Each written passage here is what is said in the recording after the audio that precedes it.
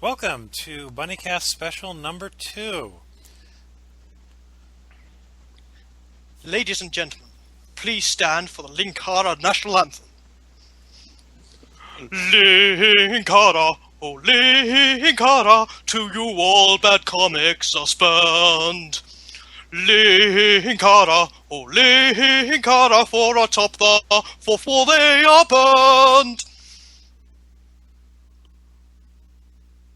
Wow. What? Oh, sorry, I fell asleep when the song started.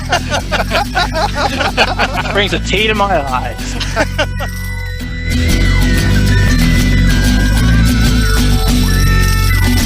Welcome to Atop the Fourth Wall, where bad comics burn. Linkara's gonna teach you all a lesson you won't learn.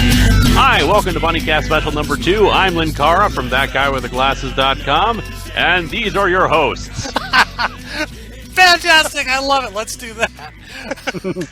And you just got schooled. I am Dame Helen the LeatherClad.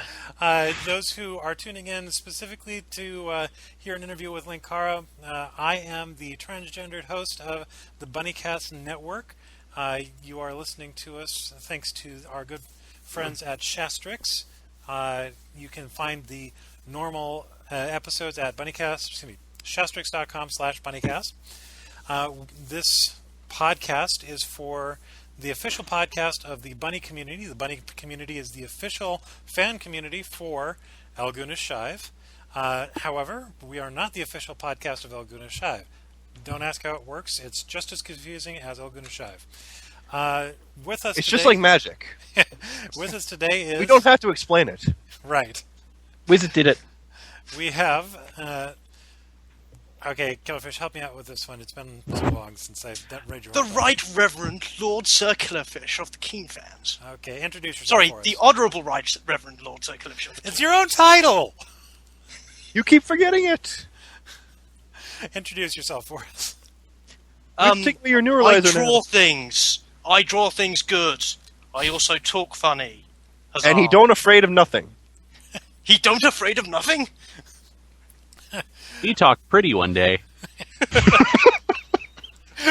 Also with us is from Australia. We have Squato. He was freezing. So tired.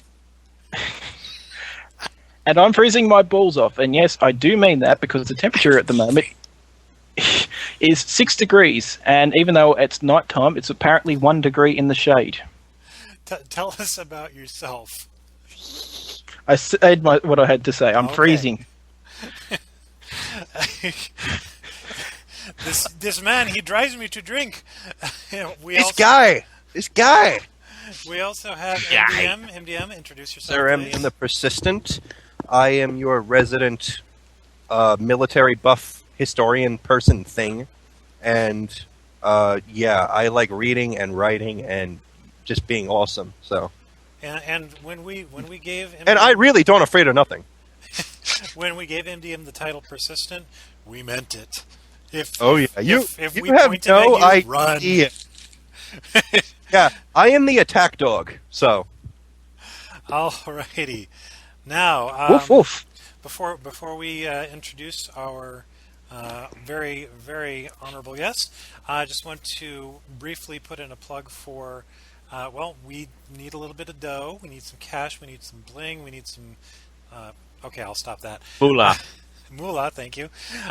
We are always taking donations. At this time, we don't have sponsors. Sponsors want audience. So, Donate or the Inquisition shall hunt you down. probably not, but We'll just send Squato, that's all. Oh, no. and Squato. we're not even going to talk about that right now because we have other things to talk about. But if you want to send a little bit of money, we do accept donations. Just go to PayPal and hit the send money link and send it to the email bunnycast@gmail.com. And that goes straight to me, and I will make sure that the money gets spent in wise ways, such as buying a domain name for the Bunnycast, making sure that when we return to our live video streams, we can do it commercial free. Go nuts. Eventually donuts, yes. Homer Simpson! Down the road, I'd like us to be able to do stuff for conventions, getting bunnies together at bunny meets, things like that, and just in general helping the community. But of course, also layers in volcanoes too. indeed. So that said, thank you for paying attention to that. Let's introduce our guest. He did a fantastic. Who introduced the show? Yeah, he did a fantastic job of Introducing the show. Yes. Why don't we let him introduce I'll the kill show? you! I'll Might kill be a you! better way to- Linkara, I kill you! give us a bird's eye view of what you do. Who I am and what I do? Yes. I am Linkara from the website thatguywiththeglasses.com. I review awful comic books. And I do them in hilarious fashion, and you should watch it right now. In fact, you should stop listening to this podcast right now and go watch it. No. Well, hey, I'm down with that, just as long as you come back. I was actually hoping you were going to yell that you were a man. Everyone wants me to yell that, but no, I must save it for grand moments when I must punch something. Oh, and You're hoarding your catchphrases. Presently, Linkara has the record for guests who are on the Bunnycast who have been TG'd and furry, in that he achieved that distinction before we even started the recording. Yeah, So it's like, he did. y'all are going to have a hard time beating that record. Artists, Right. start working on other people now. So He needs to be mechanized. But I think he's already done that in one of his videos, so I'll shut up. Let me check. okay, so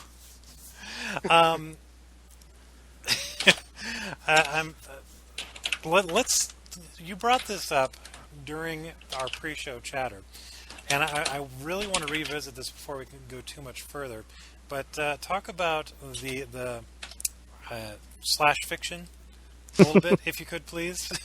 Well, I will talk about it in the sense that I approve of it, and I say go right ahead and do that to me and anyone else you wish. The thing is, You're not going to read it. As a former fan fiction writer myself, I fully support people who write fan fiction and draw fan art, though more disturbing goro, whatever the hell you pronounce it, kind of work is kind of just like, ugh. I fully approve of it because it's a healthy way of expressing your fandom without becoming stalkers. Plus, it helps you practice your craft and become a better writer or a better artist through practice and all that junk. I do So fan yes, I fiction. fully approve of it, but don't expect me to read or look at it. Though fan art I'll probably look at anyway. I do. Well, I know some people here, like, I know Homer here has done a fan fiction before. He did some old Ranma fanfics, and I forget what else. And, occasionally, I personally be like, I want to see what would happen if, something went this way. Like I did a, I personally don't like I'm a writer, like I said. I don't do fan fiction. I usually, when I do fiction, it's pretty well written usually. Sometimes I do stuff that's just. I actually got a comment on something I wrote that was basically, this is like what Douglas Adams would do if he was bored, not trying to write Hitchhiker's Guide to the Galaxy. I actually have a thread. Do you mostly do Space Marine stuff? No, actually. I'm not expecting that. I honestly I would've taken do you for have the a type. universe that is basically kind of a fusion. It's got elements taken from it. Elements of it are taken from Star Wars, Warhammer 40,000, and Halo. And then I basically mix them all together, and it's like, okay, this universe is 10,000 years in the future of our current one. And it's basically, okay, like 30 years ago, now, 1980, the United States was, like, overthrown and turned into an empire. And then that empire conquered the world, and then started blasting out into USA! space. USA! Just, like, starts blasting out into space, and over the millennia they start encountering aliens. They have civil wars and all that. But it's I tried to make it as sort of. Basically, the way I describe it is life there is kind of like, well, for the humans at least, it's kind of like, modern day America, except 10,000 years in the future with super tech. And let me guess, they still don't have the flying cars. Actually, they do. What about our own personal jetpacks? Nah, only the military has a jetpack. Or food and pills. Gotta remember the food and pills. Grabbing pills! Well, at least it's got to be better than the 40k My Little Pony crossover. Oh God! Oh dear God! Oh God! No! Or the 40k you know and the one Evangelion crossover. Oh, you mean Shinji 40k or? Where he finds the Linkara, 40k models and goes absolutely stark raving mad and thinks they talk to him. Linkara, this happens frequently where we tangent hard, we tangent well, and we will descend into the deepest, darkest pits of hell. I'm used to it by now. I know Linkara may have seen this. I don't know if I showed this to Squato or Killerfish or Homer. Bring it. Okay. Sending us stuff whilst we're talking to each other on a podcast. It's basically Dr. Insano as a pony. Oh my God! I've seen it. It's hilarious. I love your reaction, Linkara. Next. That's why I said I know someone's posted this before, and I've seen these because I saw pony versions of us. It's cute. Liz actually really loves My Little Pony. Tweeted that, I think, a few days ago. So. I also greatly enjoy My Little Pony. In fact, I can tell this is the current generation and not the previous afterbirths of Satan's womb. So yes, I like this one. It's cute. For making me watch that show. You shall die slowly, feet first. Looks like they've actually got Dr. Insano as a female pony then. Oh, you can't tell. Yes, you can. No, there's the only way you can tell for sure is if A, the eyes, and B, if they say so. And also the nose. Not necessarily. It's the eyes that are the giveaway. Oh, but of course, we're talking about gender characteristics of ponies from an animated TV show. That's what we do. Welcome to the Bunnycast. Just a return to our previous topic when we were talking fan fiction. I just want to get this off my chest because this is starting to come up a lot. My Little Pony. This was an old discussion on the fan fiction mailing list, etc. And obviously now in this context, there's a question amongst various people about whether or not fan fiction is a worthwhile pursuit. Personally, I think if a community does not have fan fiction as one of the core parts of it, then that community is not going to last very long. I don't care how good the fan art is. I don't care how vocal the support is. I don't care how many letter writing campaigns you got. If you don't have the fans telling their own stories in this particular shared universe, the fandom is going to die as soon as the property stops receiving large-scale public attention. What about you hear that, Bunnycast fans? It's quite alright for you to write Bunnycast fan fiction. Absolutely. An interesting theory, and not necessarily an incorrect one. Actually, the more I think about it. But I know some people absolutely love it. Like, is it George R.R. Martin, the fantasy writer? Mm-hmm. Yeah, I know he apparently absolutely loathes fan fiction. He's outright told people never, ever, ever write any fan fiction based on his work. Well, I have not heard of this guy. So. If I may make a point, there's an entire section of the 910 CMX forums, which it's called the Tandy Arena, which is basically they have fights between characters, So basically, it's this giant melting pot where you can have gods fighting, your average Joe with guns, and people vote on how they think the characters did, and the people of course, the people with the most votes win. But so it's like Exalted meets GURPS meets. Yeah, pretty much. It's basically if you can imagine, it's Warhammer 40,000 meets Lord of the Rings meets Star Wars meets it's like it's just this giant melting pot. I'm serious, and there's this thread for like story fragments, and there are these gigantic American Idol. That's what I was trying to think of. So it's Exalted. It's these giant overarching plot threads, which are just absolutely amazing. And I'm actually participating on these giant plot threads now. It's called Hail to the Thief.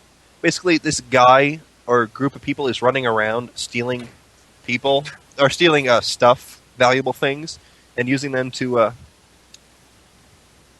commit crimes. And actually, the group I'm in, I can't actually say much about the current thing we're working on, because we've been working on it since like November. You don't want to give spoilers, I take it? Yeah. It's top secret. Don't tell anybody else. The rest of the internet. Basically, the thief in the group I'm in has gotten his hands on a dimension hopping device, which basically makes it virtually impossible to track him. So we're just like, oh god, how are we going to track him? And it's one of my devices they stole, and I'm perfectly fine with it. But Killerfish. Yes. I know that you have a question or two for our guests, so why don't you start us off with one? Right, first of all, I've got to start off with this one. Linkara. Mm-hmm. What exactly goes into making an episode of Atop the Fourth Wall? Well, I literally cut my vein so that I can put my blood and sweat into it. Now, blood sacrifice. Gotcha. You bleed all over your computer. Exactly. No, basically, I have a schedule, and that's right now. The current schedule is already decided through December. Wow. That of course is subject to change if I change my mind or decide I want to talk about something else beforehand. And I go through the comic, I read it, and I write as I go along. I make jokes. If it looks like actually the comic is going to be like too boring or really not all that bad, I'll probably skip over it and try to do something else. Otherwise, I write out the script, I perform it, I edit it, and for the average episode, that's pretty much it. How long roughly does that take you to do then? It depends on the length of the comic itself and whether or not I'm able to come up with jokes fairly quickly. Usually the editing process doesn't take more than 2 days. 1 day for primary editing and 1 day for what I call secondary or tertiary editing, where basically I insert the panels to move across the screen. Okay, that's cool. How hard is it for you to do that particular task? Sorry, question on that. Yeah, usually just like pretty much 2 days for that. The writing can go anywhere from 1 to 3 days, depending on how inspired I am. The recording, of course, just takes the 1 day, and I'll start editing from there. So you have to do like multiple takes? Oh yeah, I'll often do multiple takes for any live action bits. Usually the voiceovers go pretty well because I can just read it off, and I'm going at a good pace unless I screw up a word or something. Because I do have my lisp. And the other thing that make it difficult for me to talk. Oh, it's hardly noticeable at all, don't worry.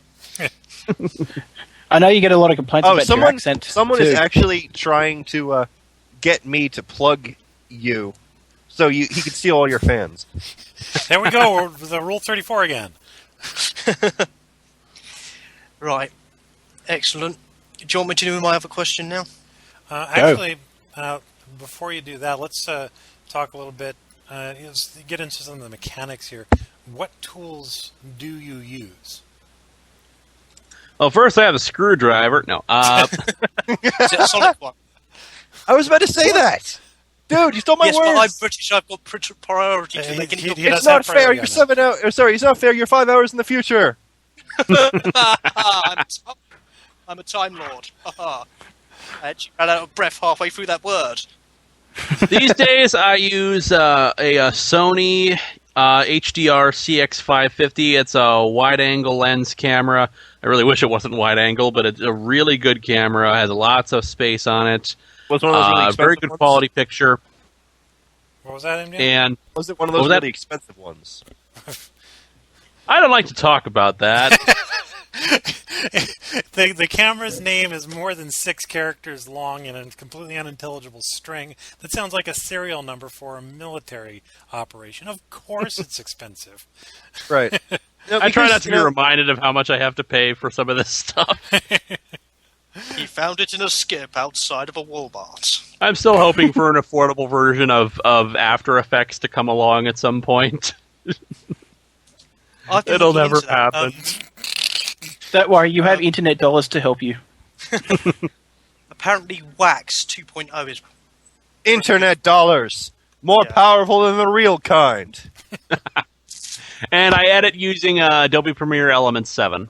And that's how you do your effects? Or Actually, it varies on my effects. Most of the time, I'll actually just create a still image in Photoshop, or like 2 frames of an animation. So like I'll create like just a single beam of light, and then I'll have like a lens flare or something behind it, or like just a laser or eyes. if there's an impact zone, I'll have like a circle that has like that's been manipulated a bit so it looks like, you know, it's impacting, and then using Premiere to alter the image, I'll just have it rotate 1 frame per thing. And then it'll look like it's actually impacting something. I travel it's through very time at the rate of tedious, 1 but I second kind of per enjoy second. it. It's how all the cool kids do it. Exactly. Otherwise, for some of the more extensive effects, not as often, but I have a copy of 3ds Max that I use sometimes. Awesome. Okay, thank you. That actually answers many questions. 3ds Max, that's a Windows only, right? I do not know if it's Windows only. I know mine is used on Windows because I use Windows 7. Right. Windows 7 is actually pretty good because, you know, I actually know people who still use Vista, and they're like, oh my god, Vista's horrible. And, you know, all the people who are like, yeah, Windows 7 is what Vista could have been if, you know, it wasn't retarded.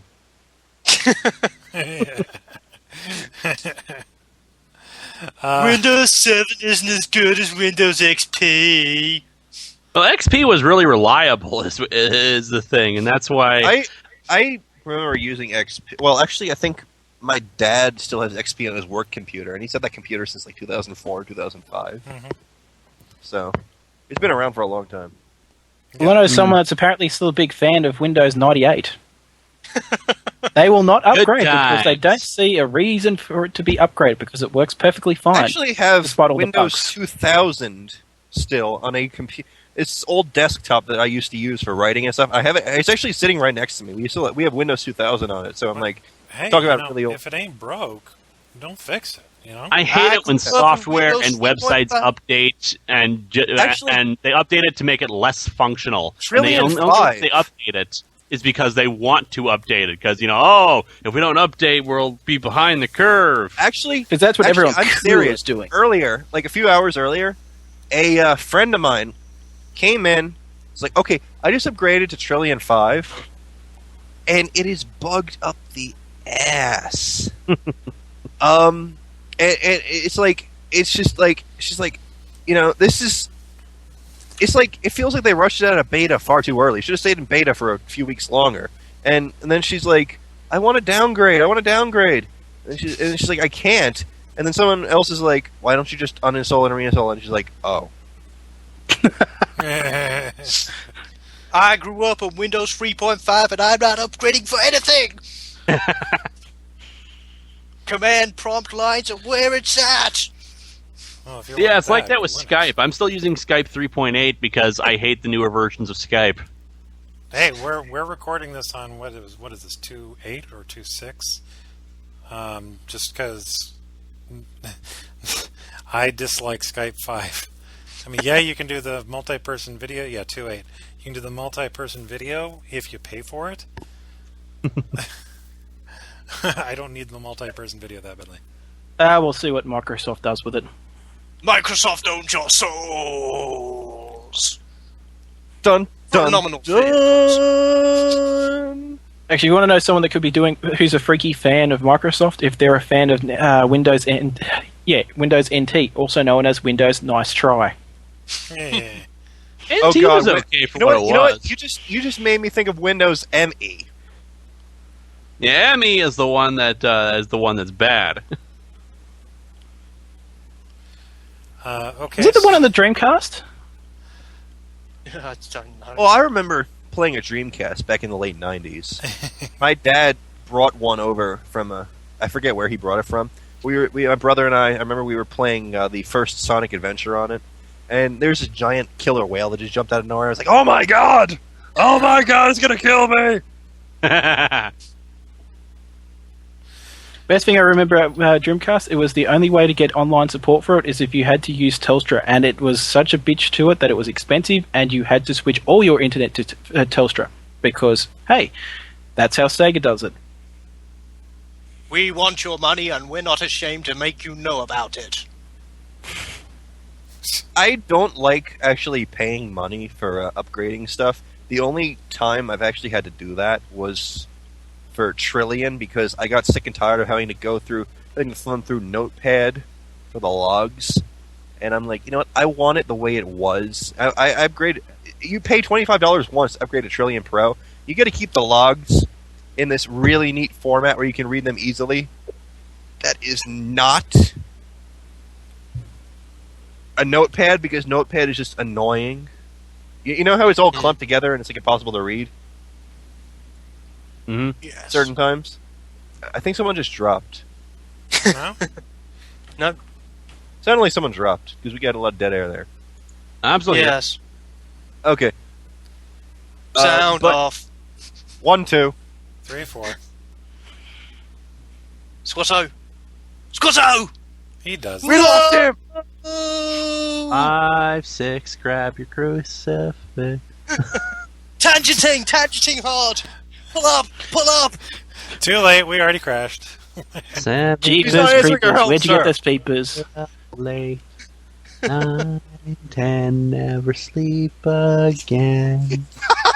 I like this guy. Linkara, please add more creepy. Oh no, we're not. It's a trap! Competition here, because I will kick your ass at an evil laugh off competition. Seriously. Okay, you two.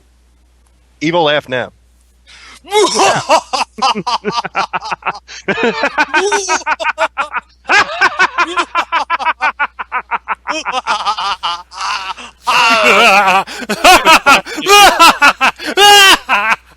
I win. No, you win if you did it and you had killed them both. Actually, I think I died from laughing too hard. Actually, that is possible. When you die from asphyxiation, you win the game! Killerfish. Right, my next question, well, not question, my next discussion was Killerfish's law. Everybody on the internet has multiple personality disorders. The voices in my head are telling me to kill you! Yes. Okay, my voice wasn't supposed to crack like that. That was pretty creepy. My voices Welcome to don't second like puberty. voices. And I bring this up now because Linkara does have many different personalities on his Atop the Fourth Wall program show thing. And I thought he would like to discuss that. Ensign Monroe! What? Lieutenant Monroe. He got Oh, yes, promoted. he's lieutenant now. Legal Yeah. force. I was actually having a humorous discussion with him on Twitter last week. With Lieutenant Monroe guy? Yeah. Oh, he's a delight. Yeah. I was like, you should hire him as a bodyguard, because that would be just awesome. Kill your enemies with shoulder-mounted nukes. I love that. A portable Rapid-firing full-time nuke launchers. Shoulder-mounted nuke launchers. I just wonder what would happen if guy was actually promoted ultimately to Fleet Lord or something along those lines. Fleet Or Admiral. Admiral. No, you got to go more grander. I need to do. It needs to have. It has a whole bunch of characters from the books and whatnot, but it needs to have Lieutenant Monroe in there. It's like the captain of a ship or something. Oh God! All right, all hands, brace for ramming speed. This is the USS Hardcore. Brace for ramming speed. Actually, if that's the case, then he would have been someone that was on the Voyager because, well, he's crazy enough to have been under Janeway. He's the only competent person on the ship. He sticks around to make sure everyone doesn't kill themselves. Well, if they took all the explosives out, I of have the a confession to make. It wouldn't cause so many deaths. I have a confession to make. I don't actually really watch Star Trek. I know a little bit about it, like, you know, Kirk is. Again, But- Judas! Tisk. Lieutenant was Monroe always comes more- from Lieutenant Monroe comes from a Let's Play I did of a video game Star Trek I've Voyager. actually been watching the Let's Play, so I know where he comes from. So Yeah, but You know, for those I people who don't aren't aware. Continue explaining, please. Just, I know what you're talking about. And essentially in the game, he's not really meant to be, but I've kind of played him up as like the ultimate badass because for one thing, he's the only one with like common Taste sense. my purple He gets death! Rated stupid things. It's There was funny no- 'cause You hesitated on shooting them. No, I didn't. I shot him instantly, you moron. The hell were you watching? Dear God, this guy I can see really being Janeway's protege, particularly because she's a mechanical, you know what I mean, a mechanical- diabolical. But yeah, she's a diabolical, genocidal maniac. And that's the why we evil love her. Janeway. wait, who? Janeway is the captain on Voyager, and it's been Okay. more and more she's been played up, and the interpretations of her actions that she's kind of evil and wants to keep punishing her crew. You know that this whole thing about Omnicidal kind of makes me think of Samus from Metroid, because you know she's destroyed how many planets, how many species, like 3 planets and like 4 species. In fairness, I don't blame the Janeway character. I actually like Jane a lot in certain episodes. It's just piss poor writing. Particularly the That episodes where... goes for most of the characters. And that's why Lieutenant Monroe is so awesome in the game, because he really knows what the hell he's doing. It's funny And because I'm I'm watching- flicking through the Starfleet Survival Guide as we talk. Yeah, you actually told me before everyone started showing up that you were looking through that. It's like, Yeah. this is how you make a shield out of a comm badge with a paper clip.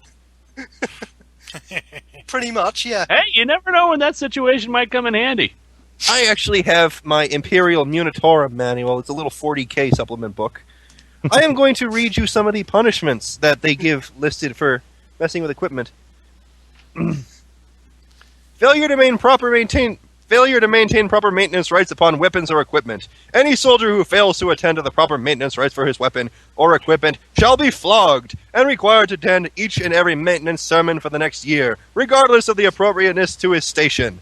I swear, half of the punishments in this book involve getting flogged or shot. I'm serious. 'Cause that's- How's it any different to being anywhere inside the 40k universe? It seems like that's just a normal way people do it. You'd flogging! Whips everywhere! Where do you apply? live a horrible life, die a horrible death when some crazy invading race comes to your place. It's glorious, I say.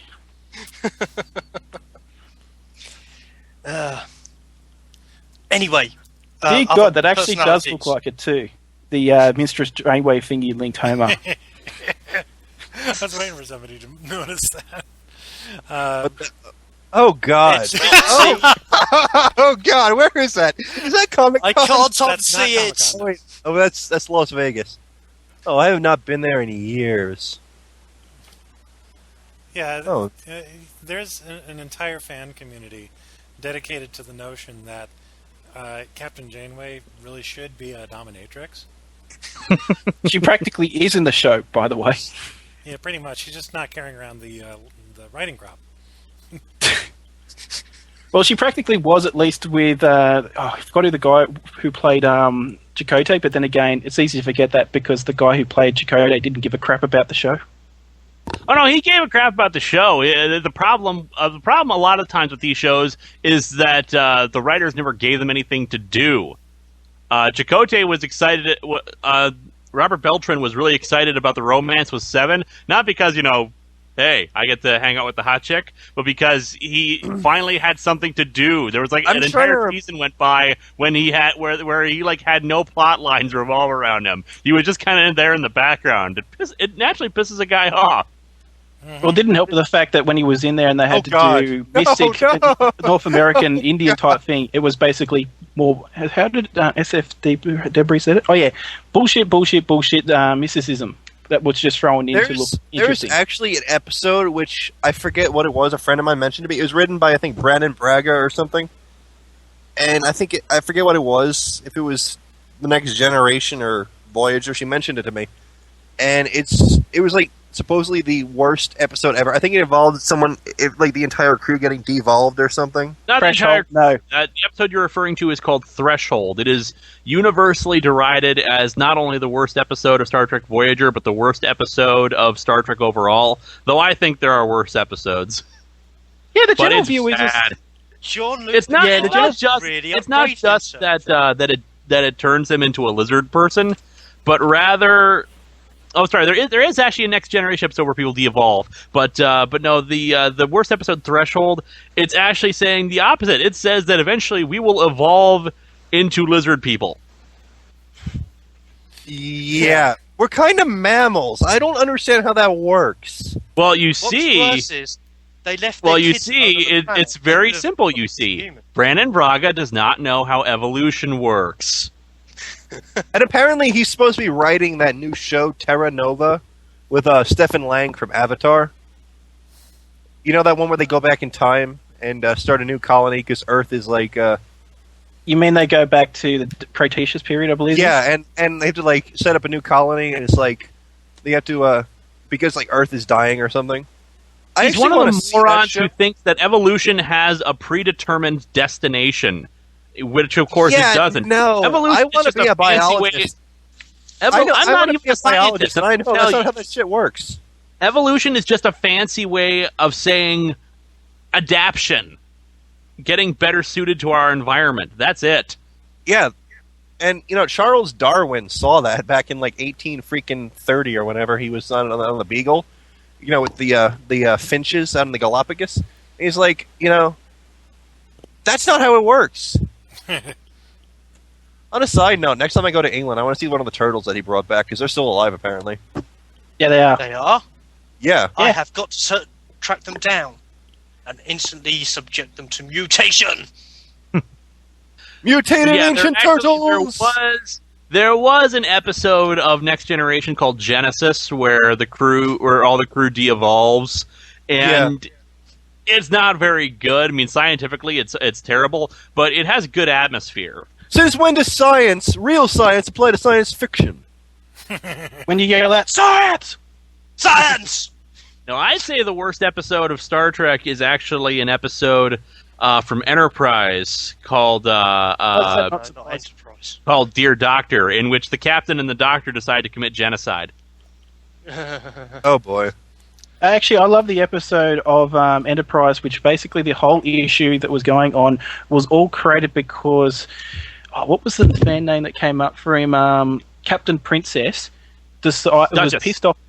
That's it. Captain Duchess was pissed off over the fact that this alien race was not helping them and his dog was getting sick. And the reason why the alien race decided not to help him is because his dog had pissed on their most sacred object. Yep. It pissed on their sacred trees, and he's like, well, why would they be mad about that? They say he's a trained diplomat, and oh my god, it's white trash and space, that series. Wait, they actually said his dog was a diplomat. No, they said he was a diplomat, the captain. And he's he's supposedly a trained diplomat, yet he keeps getting pissed off at the smallest of tiniest of infractions, and he goes nuts and rants and raves everybody. My dog is sick. I don't care that our ship needs this important part. Oh god. Oh god, they got turned into cat girls. Oh wait, what? The image Squato just linked. Well, in fairness, the one who's thinking, she's actually is a cat girl. Her name is Maress. She's from the animated series. Yeah. Ah, yes, Maress. Oh, so her DNA got transferred into the other people. Evidently. Because that's how DNA works. That's how transporters. And this is why my favorite series is DS9, where they set up the Defiant, so it fires out torpedoes in rapid fire mode. That was Those awesome. are not actually torpedoes. Those are called pulse phasers, and they're freaking awesome. Yeah, they are.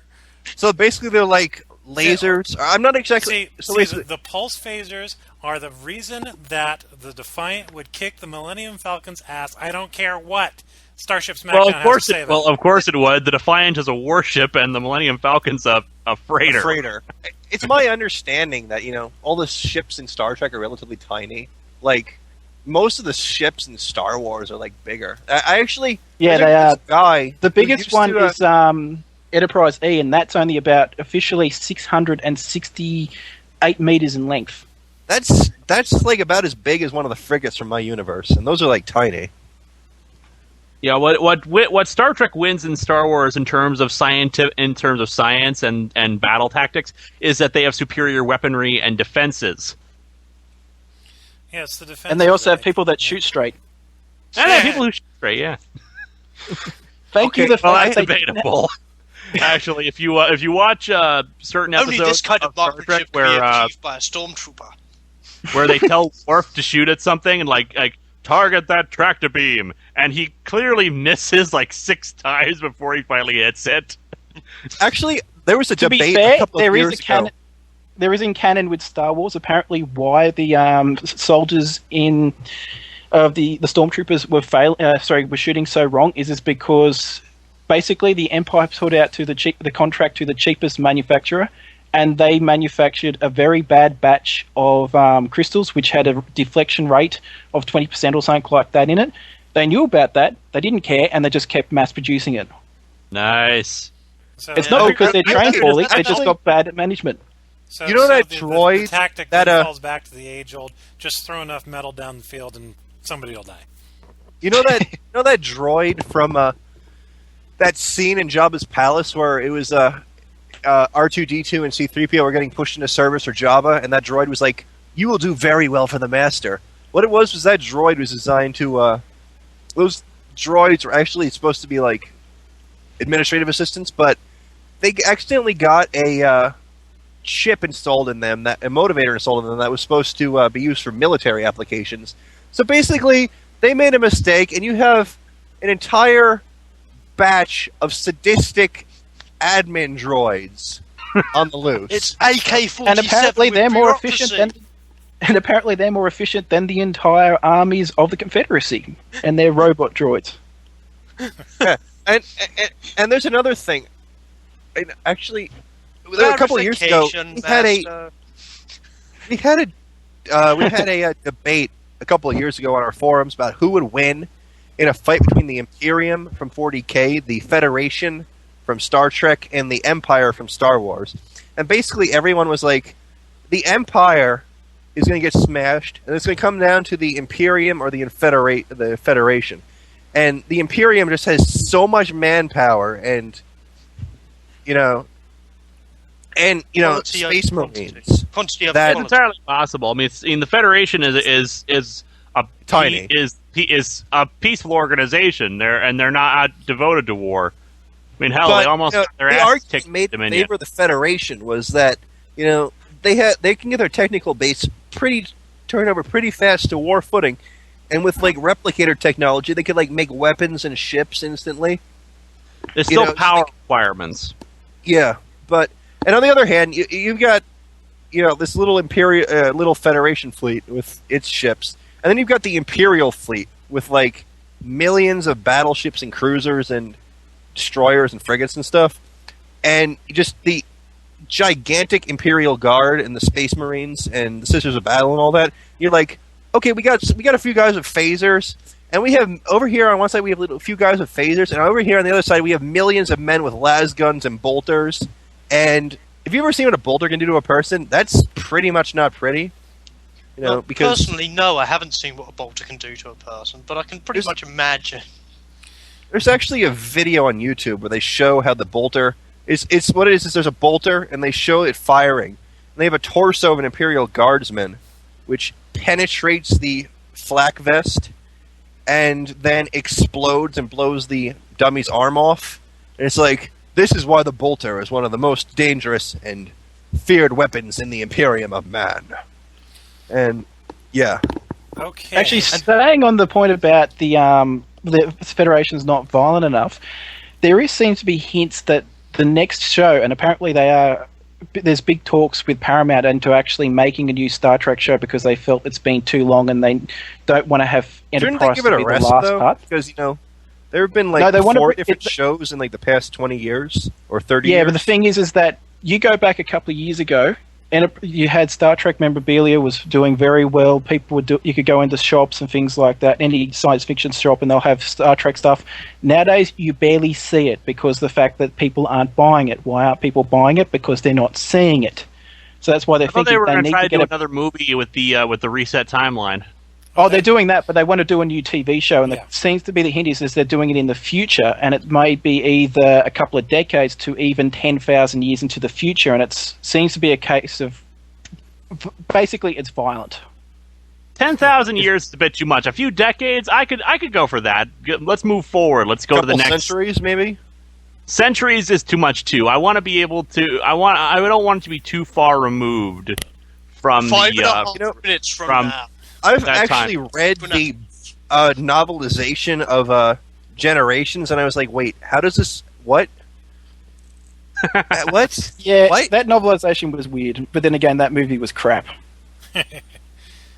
Well, considering the novelization uses the original scripted ending, and then they went and redid the entire ending because it didn't play well to their test audience. It's like, wait, how? What?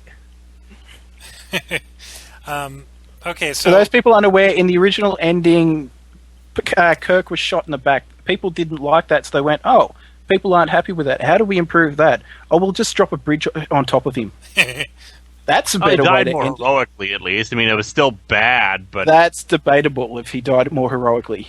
At least we're not well, discussing he William died Shatner's- in the original. He died just like fiddling around with the pad and not actually accomplishing anything, and then he gets shot in the back. In the new ending, or the theatrical ending, he heroically jumps across a bridge, knowing full well that it could not support his weight, and he was very likely going to die. Deactivates the cloaking device on the missile, and so Picard can do his thing. So yeah, he dies a bit more heroically and more actiony than simply getting shot in the back by some asshole. well, in the Captain end, Kirk, the world's greatest hero. in the end, it was still three old guys fighting in the middle of a desert. Pretty much, yeah. Just Nice. imagine all that flab. Okay, let's bring it back in. I have been actually have a recording few for while. questions. Going back when we were talking about technical stuff, you said you use which programs? Special effects, because, like I said, a friend of mine and I are trying to work on a project, and we're planning on having a flame. We're trying to imitate a flamethrower or something. And how would you recommend to do the effects for that? That depends. Do you have a flamethrower prop already? No, actually, what we're planning on doing is like Okay, here's what I'm going to do. magical fire type thing. The thing is, if you wanted to create an actual flamethrower, I'm going to send you a link to some of the best guys I know who do this kind of thing, and they All right. make cheap props and whatnot. They're called backyard effects for independent filmmakers, usually under $100 for most of their builds. Link right there. And for the flame effect itself, there are tutorials for 3ds Max on how to create flames. Otherwise, there are stock flames you could use and just key them into the video. See, It I doesn't would look say- as real considering it's stock, but if you didn't want to use actual flames, that's where you go. Yeah, See, I because would just basically got a what we're- hairspray and then set it alight and then just film that. Make it- Let me But find that's me, the pyromaniac there. Well, I understand there's actually like one guy that does most of the flame and explosion effects for like 90% of Hollywood. Wouldn't surprise me. Anyway, and the other question is from a friend. It's from the same friend that I'm going to be working with. Okay, here it is. It's a pretty long one. Okay, I quote, Linkara, I've been following you for a few years, and I love your stuff. Surprisingly, the Power Ranger reviews have been some of my favorites. I never had control of the TV when I was younger, so I never got to follow the show regularly, and history of the Power Rangers has been a treat and shown me what I missed out on. However, there's been something that's been nagging at me. In all your summations, you give a detailed analysis of the characters. In Wild Force, though, I didn't really see what your opinion on Master Org was, and I was looking forward to hearing it. Can you say a few words about what you thought about him? Signed, Dan. Master Org was a great villain, and I'm really sorry I didn't have time to talk about him. What with everything else I needed to get out there with the Wild Force review, which is already 3 full videos long. But yeah, Master Org was a great villain. They had a great motivation for him. The accent, sure, it was a little bit cheesy, but at the same time, it still worked for him. He was well acted. His plans tended to make sense, and the twists and turns involving him were pretty damn good. And there was a good personal connection with him and Cole, and that made for some good moments, even if they were a bit over the top in terms of acting. But otherwise, I enjoyed Master Org. He was a good villain. All right. I'm just kind of shocked they were talking about Power Rangers.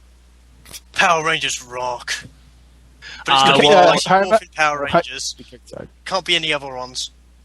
Since you don't watch my videos, the other thing I do besides my comic book reviews is Shame history of on you.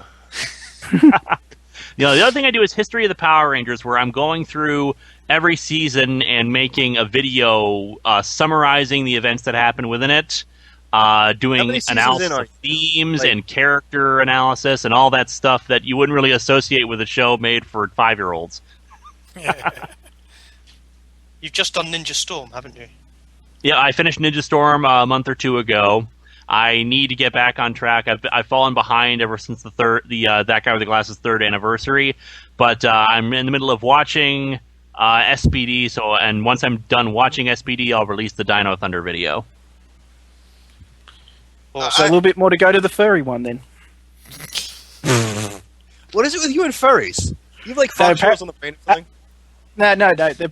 This is one I was actually checking up with the Power Rangers as a result of the videos, and someone was talking about one of the seasons they're saying is a furry one, and because at the end of it they basically get into their power suits are basically fursuits. No, that's Jungle Fury. That's I'm lost. and apparently there is a crapload of You're not the only one. apparently that one is filled with a crapload of Australian accents too. I actually... New Zealand accents, actually, since that's where they were filming a lot of the... but the thing is with Australia and New Zealand is that we tend to be very close, especially when it comes to with actors, and that you'll tend to see a lot of Australian actors over working there when they're doing bigger productions. Same for Kiwi actors over here. Well, I can easily tell the difference between an Australian and a Kiwi accent. Of course, that's got nothing to do with the fact that I'm half Kiwi, but never mind. Okay, do we have any other questions for our guest? I've got a couple. Okay, go ahead. I'll do one Power Ranger. Power Ranger. It's 6 o'clock in the morning. Bugger that. It's Power Ranger one, but it's because You silly Australians and your silly times. I'm in the future. 14 hours. Well, at least Go ahead. Come on. This one's with the film, and I know you said that you're not going to review it, but the reason why I actually am somewhat interested to hear some views on it is purely for the fact that I have actually done studying in Australian film industry, and this was apparently a really, really big thing for the Australian film industry because it was an international production with a large budget that got to use Australian talent, and very well. Plus, it was actually filmed Mighty where Morphin I, Power where I Rangers, the live, so- movie was I believe the technical term is Charlie Tango Foxtrot, or Charlie Foxtrot.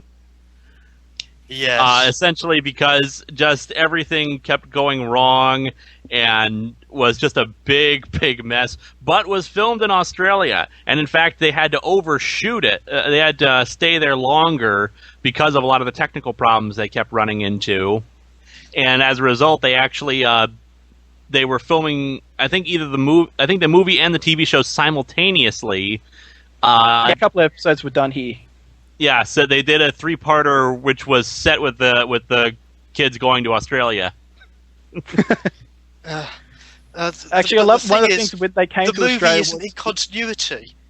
I checked it. The movie isn't in continuity with the TV show. It is not in continuity because it basically it's basically a different telling of the beginning of season 3, and it's not very good. The acting is.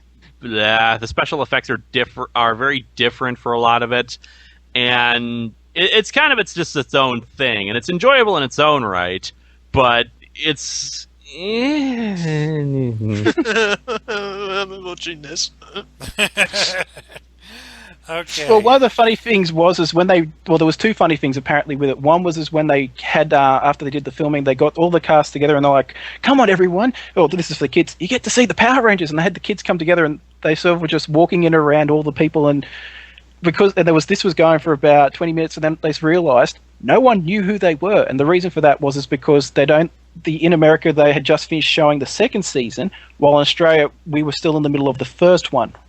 Yeah, they hadn't seen the episodes where the new Rangers showed up. Good job.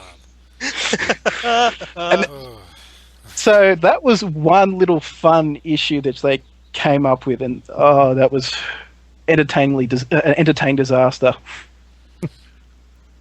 Okay, so let's end the Power Rangers talk. Yeah. And take a break. Yes. Unless it's Power Rangers, did you have something you wanted to review for us? Oh boy. Oh, and Homer, one side thing, I just doing a bit of looking, because you're saying about with George R.R. Martin. Game of Thorns? Game of Swords, yeah. Thorns? Thorns, no. Thorns. It's a movie. It's a TV series or movie on HBO at the moment, based on George R.R. Martin's book, which was an excellent, well fantasy good. book. I don't watch HBO because, frankly, none of their stuff is worth paying for. I've heard that series is really good, though. Okay, well, we have been recording for almost exactly an hour at this point. That's probably a good way to wrap things up. So unless you have something to review, Linkara, let's go ahead. In terms of like a quick review, I can probably give some shout-outs to some general webcomics I do read that I'd like to get some more attention. Absolutely. Let's hear it. There's first of all, Schlock Mercenary, which is awesome. That's the Going on sci-fi, for I think 10 years now, continuously, not missed a single day. About a group of space marines, just going around being awesome and being funny. Ominous hum. The ominous hum. That's a prop I need to get created. The plas gun. Yes. Another thing, not safe for work webcomic because there's a lot of nudity and swearing and all that fun stuff. Treading Ground. Just in general, funny and relationship kind of thing. Basically, short packed without the toys. Good analogy there. That tells me pretty much everything on it. Or short packed with movies instead of toys, multiplex. Oh, I think we actually reviewed that one once. Yeah, I did. Years ago. Yeah, that was like 2 years ago, my first appearance here. Huh. I don't remember that being the title. Anyways, anything else? One last one, comiccritics.com, which is a webcomic about, comic critics. Yeah, clever. I'll have to take a look at that. Okay, so once again, this podcast is being hosted by Shastrix.com. We roll your life. We thank them again for the hosting space. Please, if you have the spare cash to do so, please. Someone wants to know if you're too sexy for your shirt, Linkara. I am more than sexy for my shirt. I only keep it contained within the shirt because I know that as soon as I take it off, women's heads will explode from the sexy. You sure it's the sexy and not the awesome? A little from column A, a little from column B. And again, if you want to contact the Bunnycast, community.910cmx.com, bunnycast@gmail.com, and shastrix.com/bunnycast. Our guest today, thank you very much for showing up and really making this a fantastic show. Linkara. Thank you for having me. You can follow him on Twitter at Linkara19. 19. Because the other 18 Linkara clones were killed. What's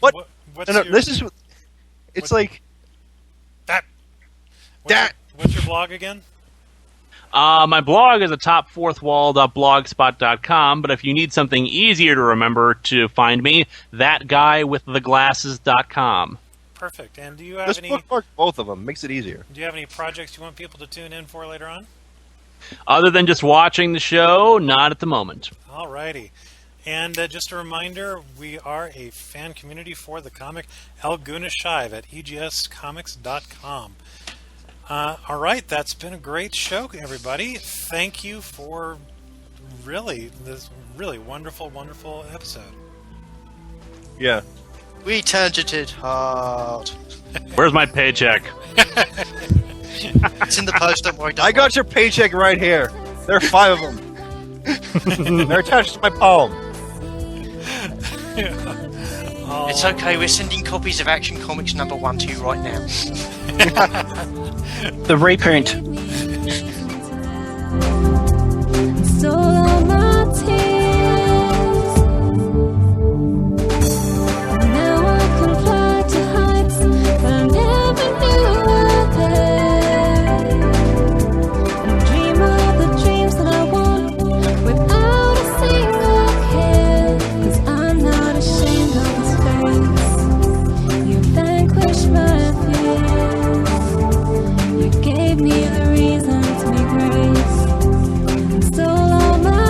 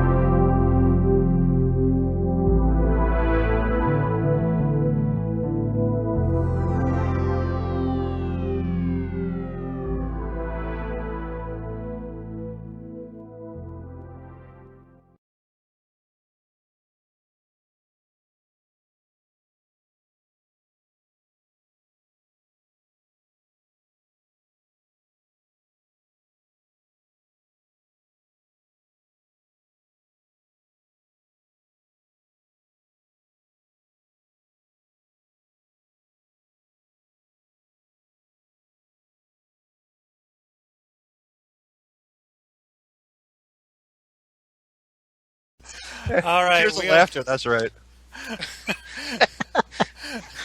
Okay. I'm gonna just. That was beautiful, man. Thank you. I'm gonna put some music in, probably somewhere in the middle of the laughing. Laughing. There. Okay, and back now. Okay, welcome to Bunnycast Special number 2. It's May the 11th, 2011. Testing. Thank you, Squato. Testing. Yes. Okay. Otto, shut up. Testing. For those of you who are joining us. No. Sorry. Can you hear me? Yes. Shut up. We can hear you. Sorry, it's just that you suddenly just broke up, garbled, and did all these weird things. Just all of a sudden. That's why I just wanted to check. Sorry for breaking. No, that was just me. That was just me singing. Okay. I'm going to start over from the greetings. Okay. And back. Welcome to Bunnycast Special number 2, wherein we will be interviewing the internet phenomenon Linkara, aka that guy with the glasses. No. Oh. I am not that guy with the glasses. Oh. Internet fail. Yeah. Internet fail. Hey, MDM, this is your guest. You need Yeah, to I know. brief me on these things. Well, clearly you don't even know who I am. We feel so horrible now. Oh, I'll great. Now kill we're you just to death. I'm gonna cut myself now. No. need to worry. I blame MDM on this. That's it. It's all Moving my on. fault. It's all my fault. We need Warrior to come after you now, Homer. Okay, fine. Let's start over. Hey, Go to wear spaceship glasses, with the that's rocket your- fuel. You wear glasses. That's your website. That's what No. It's not my website. I am featured on the website. Yeah, it's my fault. I really should have told you all this beforehand. Yeah, but- you should have. Okay, so I It's am kind of stupid. assumed knowledge with the internet. So, Basically, you can just say Linkara featured on thatguywiththeglasses.com. That'll do it. that's One of the major talents. all right. Let's try this again. Okay, welcome to Bunnycast Special number 2. We will be interviewing Linkara, featured on that guy with Atop the glasses. fourth wall. And Actually, MDM, you want to do this? I might as well. Previously on Bunnycast. I'll take you down, man. I'll take you down. Game over, man. Game over. But if we cut the red wire, then the blue wire will make it explode. What do we Here, do? I'll